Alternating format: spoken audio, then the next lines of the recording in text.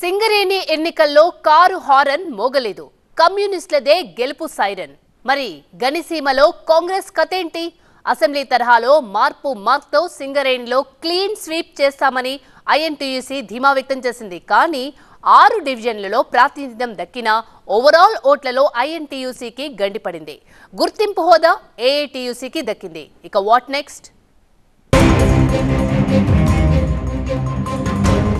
Assembly ఎన్నికల్లో కలిసి పోటీ చేసిన కాంగ్రెస్, సిపిఐ సింగరేణి ఎన్నికల్లో అనివార్యంగా ప్రత్యర్థులుగా తలపడ్డాయి. పరస్పర ఆరోపణలు, విమర్శలతో ప్రచారాన్ని హోరెత్తించాయి. ఎన్నికల్లో లభించిన ఫలితాలను బట్టి సిపిఐ అనుబంధ ఏఐటీయూసీ అధికారపక్షంగా, కాంగ్రెస్ అనుబంధ ఐఎన్టీయూసీ ప్రతిపక్షంగా నిలిచాయి. అసెంబ్లీ ఎన్నికల్లో దోస్తీ చేసి సింగరేణి ఎన్నికల్లో కుస్తీ పడ్డ కాంగ్రెస్, సిపిఐ పార్టీల మధ్య భవిష్యత్తులో ఎలాంటి బంధం కొనసాగుతుందనేది ప్రస్తుతం ఆసక్తికరంగా మారినంశం.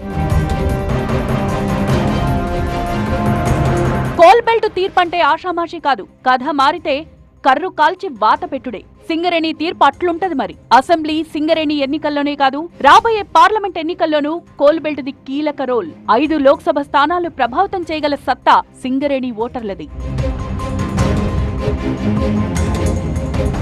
సింగరేణి ఎన్నికల్లో పత్తా లేకుండా పోయిన బీఆర్ఎస్ రాబోయే పార్లమెంట్ ఎన్నికల్లో పట్టు సాధించుకోవడం కష్టమనే వాదన వినిపిస్తోంది. ఈ నేపథ్యంలో త్వరలో జరగనున్న పార్లమెంట్ ఎన్నికల్లో కాంగ్రెస్, సిపిఐ పార్టీల మధ్య మళ్లీ సఖ్యత కొనసాగుతుందా, లేదంటే సింగరేణి ఎన్నికలు కేంద్రంగా రాజుకున్న రగడతో ప్రత్యర్థులుగానే మిగిలిపోతాయా అనేది మరో చర్చ.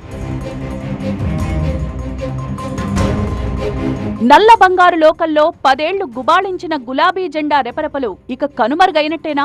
అసెంబ్లీ ఫలితాల క్రమంలో సింగరేణి ఎన్నికలపై బీఆర్ఎస్ అంతగా ఫోకస్ పెట్టలేదు. అగ్ర నాయకులు 3 యూనియన్ కు రాజీనామా చేశారు. ఆ తర్వాత ఎన్నికల్లో పోటీ చేయడమే అంటూ యూనియన్ అధినేత్రి ప్రకటన జారీ చేశారు. అప్పటికే యూనియన్ పరిస్థితిని ఊహించి పలువురు దూరం కాగా ఉన్న కొంతమంది క్యాడర్ కూడా అయోమయానికి గురి కావాల్సి వచ్చింది. ఈ క్రమంలో టీబీజీకేఎస్ కార్యకర్తలంతా చెల్లాచెదరైపోయారు. సీన్ కట్ చేస్తే సింగరేణి ఎన్నికల్లో టీబీజీకే సాధించిన మొత్తం ఓట్లు 1298. అంటే 10 ఏళ్లలో ప్రథమ స్థానంలో ఉన్న ఈ యూనియన్ ప్రస్తుత ఎన్నికల్లో 4వ స్థానానికి పడిపోయింది.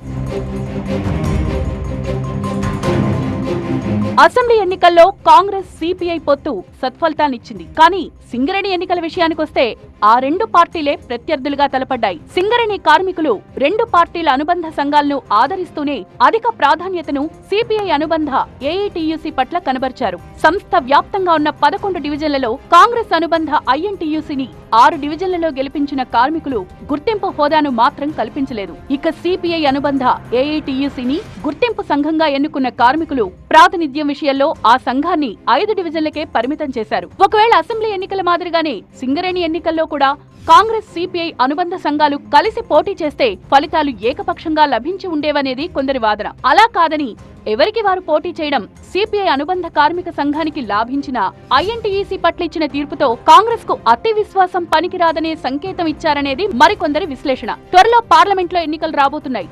ఈ క్రమంలో గని నేర్పిన గుణపాఠంతో పోరు నష్టం, పొందు లాభం అన్నట్టుగా కాంగ్రెస్, కమ్యూనిస్టులు కలిసి నడుస్తారా, లేదంటే లోక్సభ పోల్ బరిలో కొత్త ఈక్వేషన్లు తెరపైకొస్తాయా? వేచి చూడాల్సిందే.